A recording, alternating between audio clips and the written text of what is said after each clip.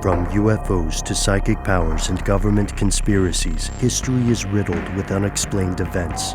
You can turn back now or learn the stuff they don't want you to know.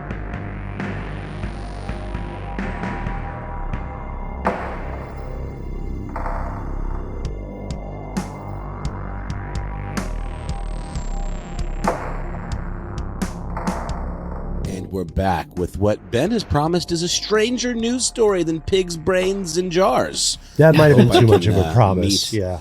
I hope I can meet that very high bar. I'm not sure if I can, but I will certainly try. Matt, you had something that you wanted to add to the pigs' brains in jars convo, I believe, before we moved on. Just really quickly, it was making me think about last week and the box of human heads that was discovered, and just made me think, oh, what were they really doing with that box of heads?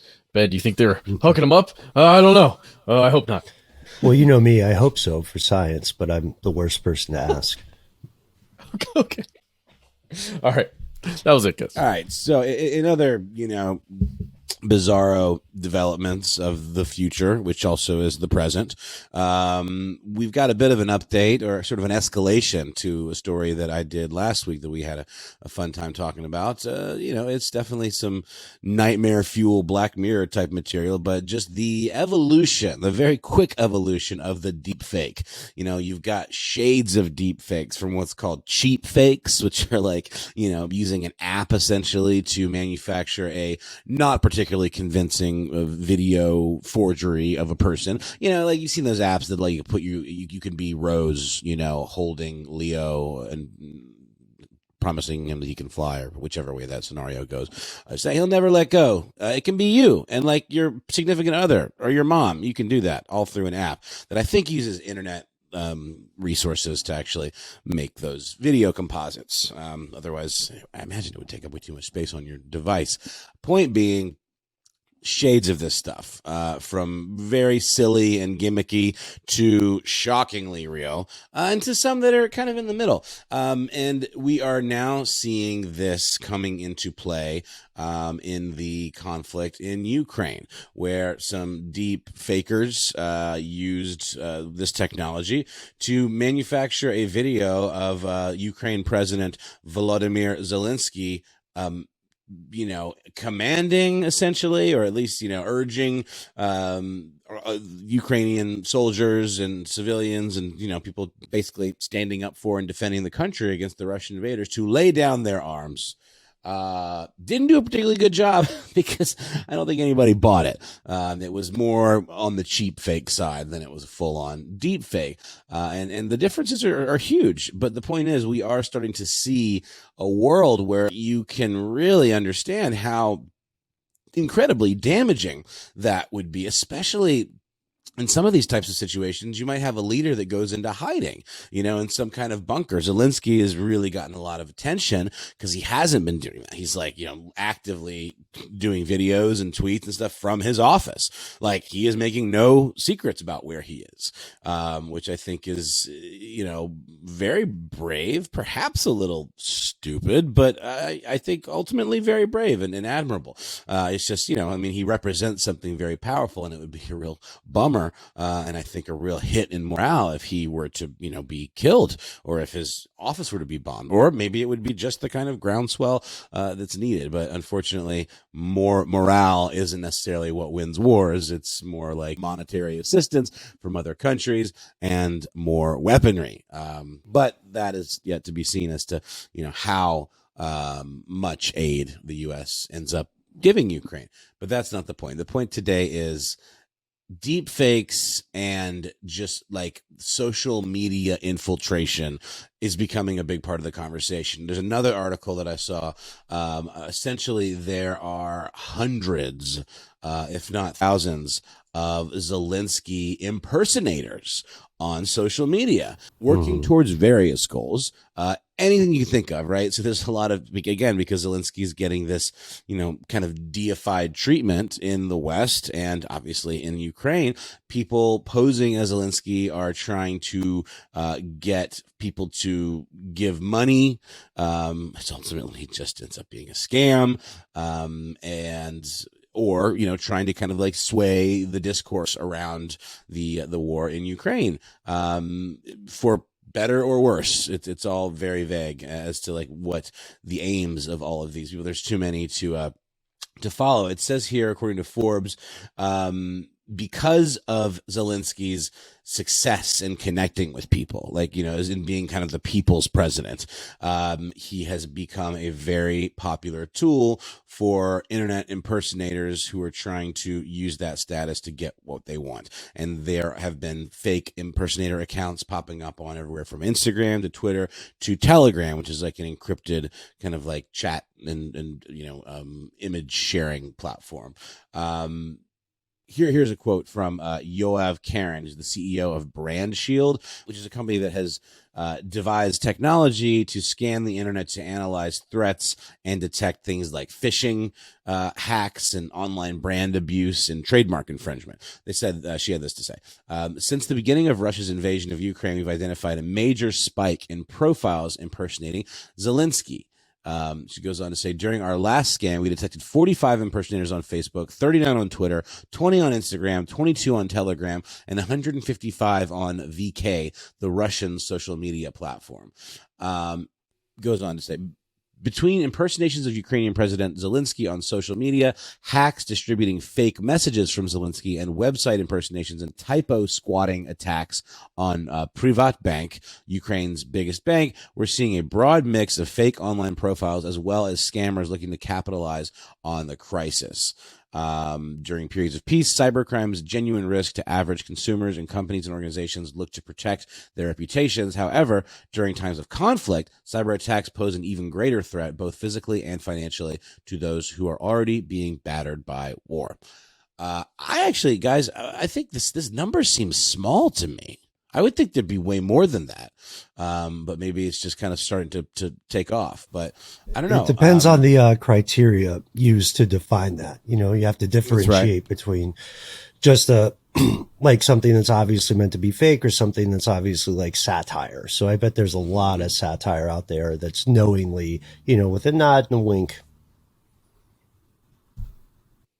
Yeah, no, it's a good point. I'm not quite sure what the criteria is, but it would definitely fall under like they are trying to create an account that has the the feeling of being a genuine account. But also, I think most people know that the account of a person as public as Zelensky is going to have some sort of verification. So I don't know if these accounts are verified or have people are just kind of, being taken for a ride and aren't like doing their homework or are not aware of those things. Unclear. And we also don't know to what degree these, fraudulent accounts are having success or are making an impact. But the fact is that they do exist. I don't know. This to me is just like, this social media stuff is sort of the low tech version of what we're seeing with the deep fakes.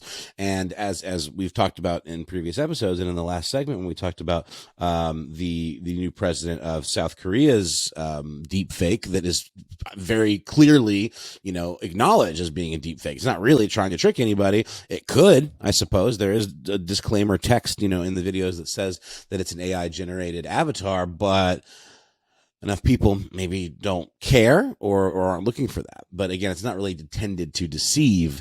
So it's a different flavor, but it still has this real slippery slope kind of quality.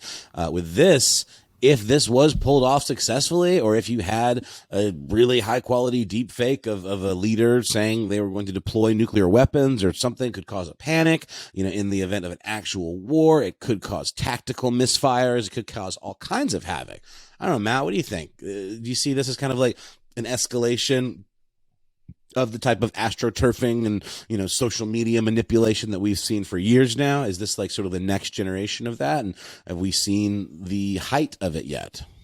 I think it's probably state actors and those who just feel some type of way on either side of the conflict. They're just using one of the weapons that they have at their disposal.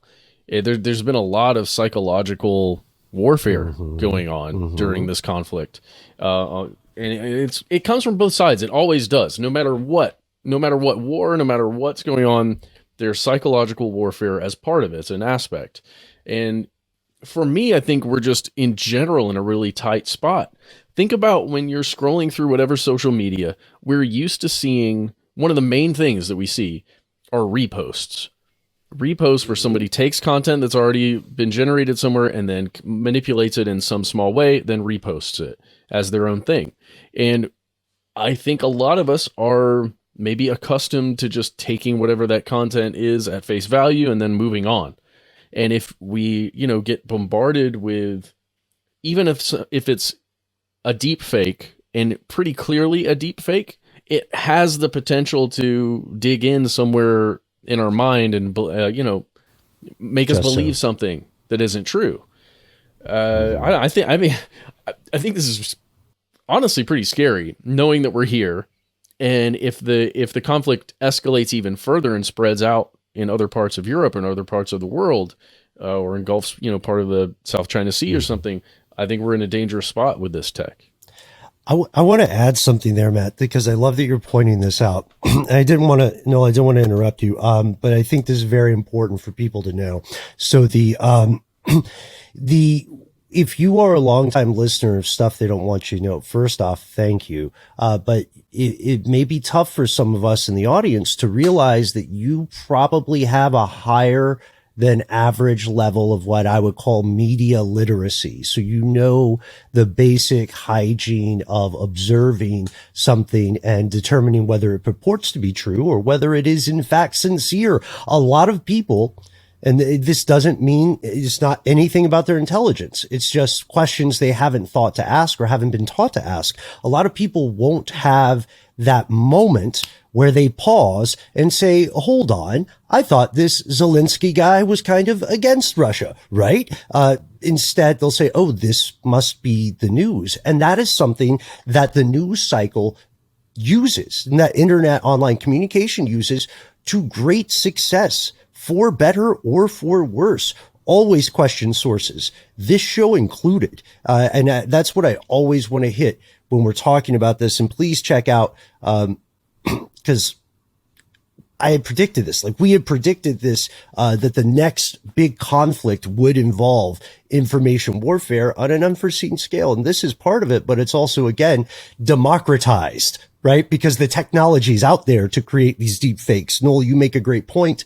The South Korean president-elect's avatar is tailored to different audiences, but is transparent. So I wouldn't say, like you pointed out, I'm just agreeing that is not a deep fake, but I would say, and I don't like using this phrase all the time, but now more than ever, please check the sources. If it's like Washington, whatever you care, like whatever your opinion of WashingtonPost.com is, check the website just to make sure it's not like WashingtonPost.co.fr or something like that, that's an example. I don't know if that's a real site, but, also dig a little deeper. You know what I mean? Figure out if the people who are telling you something are really who they want you to think they are. And it's just going to continue. It's escalating. Well, I mean, speaking of, this kind of media or technology literacy, our company pretty regularly sends us these emails to try to test us to see if we are any good at that and to see if we're going to fall for a phishing scam or whatever. And I fell for one the other day. It was it looked like it was coming from an internal email address. It was something about a fax or whatever. And I was like, you fell for the fax. I fell for the fax one, dude. And then I got shamed. I got hard, but dude, literally, I clicked on the sender and it had an email address that was in our domain. It wasn't some alias, and usually that's the giveaway. So I definitely checked it because I thought it was odd. But then I was like, well, maybe I did get a weird fax from some marketing thing for a book they want us to review. Who knows? Some people still send faxes. But my point is, I consider myself quite media literate, as all three of us are, and technology savvy, and I totally fell for that one and felt like a real dope. So that's the point, is as things are more and more saturated, and as newer and newer technology arrives, that level of rigor and paying attention is going to become more and more important than ever. You know, rag me a little more about falling for the fax scam? No. Sorry. I thought you should. I hear the shade in your voice. You think I'll give you a list of the silly things that I've fallen for in my life, and it's a lot. Go. It's very long. Let's go. Rattle it off right now. Shame yourself for once. I fully shame myself. All the shame. No shame. But my point is, these things are easy to fall for, and it's tough. you have to be vigilant. And to your point, Ben, you have to vet these things. And we need a system that can kind of, offer some verification of this footage, and of these types of these videos. Otherwise, it could really become a problem because they're going to become so good that no one's going to be able to. And then it's also like, if it's a video of somebody saying something very pointed and it's like a speech, right? Not like, some candid, like dirt video of like, a Russian PP tape or something like that. Then the actual person could come out and just say, no, that was definitely not me. And that seems like it would ring true, because if they're saying something in an authoritative way directly to the people and then come out and say, hey, that wasn't me, why would you not believe them? You know what I mean? Mm-hmm. If it was like presented in an official capacity, but maybe it would be too late, right? So I don't know. It's very, very, very spooky.